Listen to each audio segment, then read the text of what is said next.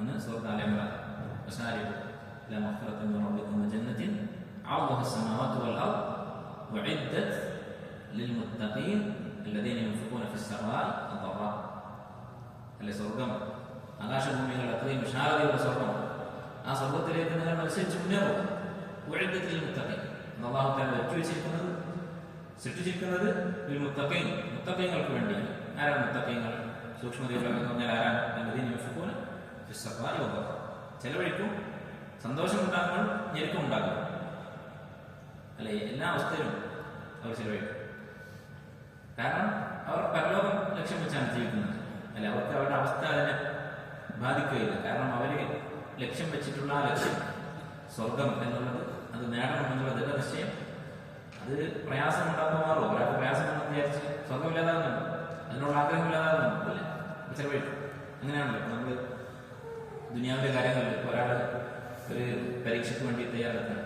ആ പരീക്ഷ കഴിഞ്ഞാൽ കിട്ടാൻ പോകുന്നത് വലിയൊരു നേട്ടമാണ് എന്നുണ്ടെങ്കിൽ, വലിയൊരു സ്ഥാപനത്തിൽ അഡ്മിഷനോ അല്ലെങ്കിൽ നല്ല ശമ്പളമുള്ള ജോലിയോ ഒക്കെ ആണെങ്കിൽ അതിൻ്റെ അടുത്ത് ഒരു പനി വന്നു, ജലദോഷം വന്നു, അല്ലെങ്കിൽ രോഗം വന്നു, മാരകമായ രോഗം വന്നാൽ പോലും നമ്മൾ പറയാമോ ഹോസ്പിറ്റലിൽ കിടന്നിട്ട് ഐസിയിൽ കിടന്നിട്ട് പഠിച്ചു എന്നൊക്കെ ചിലപ്പോൾ പറയും. കാരണം എന്താ? ഐസിയിൽ കിടന്നാലും വാർഡിൽ കിടന്നാലും വീട്ടിൽ കിടന്നാലും അവന്റെ മനസ്സിൽ ഈ ലക്ഷ്യത്തിന്റെ സ്ഥാനം ഇളകുന്നില്ല. അത് കാലത്തോളം കാലം അതിനോട് എത്താനിച്ചുകൊണ്ടിരിക്കും.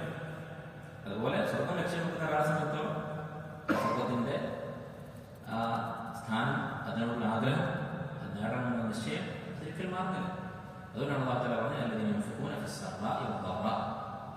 അല്ലെ, ഖുർആനിൽ ഓരോ വാക്കും അല്ലാഹു തആല ഉദ്ദേശപൂർവ്വം പ്രയോഗിക്കുന്നതാണ്. الذين ينفقون മാത്രം പറഞ്ഞില്ല, في السراء والضراء والكاظمين الغيظ.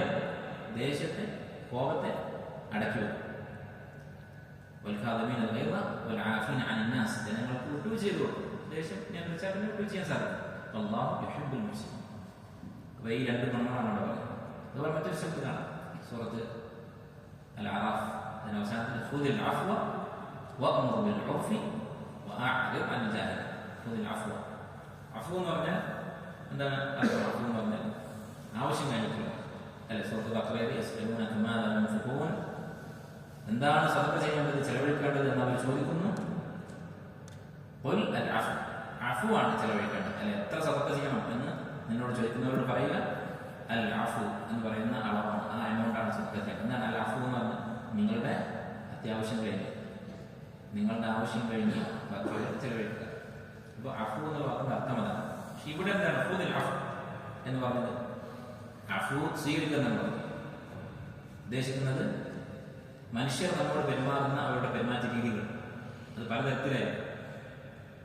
ആ പെരുമാറ്റ രീതികൾ എങ്ങനെയാണെങ്കിൽ അതിനെ അങ്ങനെ തന്നെ സ്വീകരിക്കുക എന്ന് പറഞ്ഞാൽ, ഒരാൾ നമ്മോട് പെരുമാറുന്നത് യഥാർത്ഥത്തിൽ സ്വതക്ക പോലെയാണ്. അല്ലെ, സ്വതക്ക ഒരാൾ നമുക്ക് പണമായി തരുന്നു, പെരുമാറ്റം ഒരാൾ പ്രവൃത്തികളുടെ രൂപത്തിൽ, വാക്കുകളുടെ രൂപത്തിൽ നമുക്ക് തരുന്ന ഒരു സ്വതക്കയാണ് തരുന്നത്. അവരുടെ പെരുമാറ്റം സ്വതക്ക തരുന്ന ഒരാൾ അവന്റെ ചെലവ് കഴിഞ്ഞ്, അവന്റെ ആവശ്യങ്ങൾ കഴിഞ്ഞ് അവൻ തൃപ്തിപ്പെട്ട ഒരു തുകയാണ് തരിക.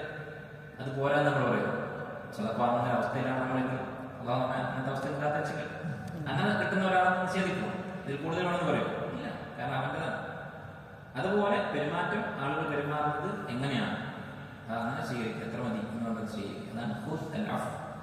ഇത് വളരെ പ്രധാനപ്പെട്ട ഒരു അടിസ്ഥാന തത്വമാണ് സ്വഭാവ ശുദ്ധിയുടെ കാര്യത്തിൽ, ക്ഷമയുടെ കാര്യത്തിൽ, സബറിന്റെ കാര്യത്തിൽ. കാരണം ഇത് ചെയ്താൽ, ഈ ഒരു പോളിസി സ്വീകരിച്ചാൽ നമ്മുടെ സ്വഭാവം എന്നാവും, സബർ നമുക്കുണ്ടാവും. നേരത്തെ അത് മനസ്സിൽ നിശ്ചയിക്കണം. ആളുകൾ ഓരോരുത്തരും നമ്മുടെ മനസ്സിൽ കാണാൻ ഇന്ന ആളുകളുണ്ട്, നമ്മുടെ ഇന്ന ബന്ധുക്കൾ, ഇന്ന ഭാര്യ, മക്കൾ, ഭർത്താവ്, ആരാണെങ്കിലും അവർ എങ്ങനെയാണോ നമ്മോട് പെരുമാറുന്നത്, അള്ളാഹുവിന്റെ ദീനല്ലാത്തായിരിക്കും. നമ്മുടെ ഹക്ക്, നമ്മോടുള്ള ബഹുമാനവും ആദരവും പരിഗണനയും ഒക്കെ അത് എത്ര ആളുകൾ കിട്ടിയാലും ഞാനത് തൃപ്തിപ്പെടും എന്ന് തീരുമാനിക്കും. അങ്ങനെ തീരുമാനിച്ചു കഴിഞ്ഞാൽ നമുക്ക് ക്ഷമിക്കാൻ സാധിക്കും. അതാണ് ഒന്നാമത് ഖുദിൽ അഫ്വ. അല്ലെ, പല ആളുകളും ഇത് ചെയ്യാത്തത് കൊണ്ടാണ് ബന്ധങ്ങൾക്ക് വശത്താകുന്നത്. ചില ആൾക്കാർ ഉപ്പാനോട് തെറ്റിയ ആൾക്കാരുണ്ടാവും. അപ്പോൾ ഉപ്പ നല്ല ആളായിരിക്കും, മകൻ നല്ല ആളായിരിക്കും. ഉപ്പ ഷാറാണ്, പക്ഷെ എന്നോട് ഇങ്ങനെ ചെയ്തിട്ടുണ്ട്, അല്ലെങ്കിൽ ഉപ്പാക്ക് ഇന്നൊരു സ്വഭാവമുണ്ട്. ചിലപ്പോൾ ഈ മകനോട് ചെയ്യുന്ന കാര്യമായിരിക്കില്ല, വേറെ എന്തെങ്കിലും കാര്യത്തിൽ ഉപ്പാക്ക് ഇന്നൊരു ഒരു സിഫത്തുണ്ട്, അതുള്ളതുകൊണ്ടാണ് ഞാൻ വല്ലാണ്ട് അടുക്കാത്തതെന്ന് പറയുന്നത്. അത് ഈ ആറ്റം നേരെതിരാണ്. ഖുദിൽ അഫ്വ. എന്തൊക്കെയാണ്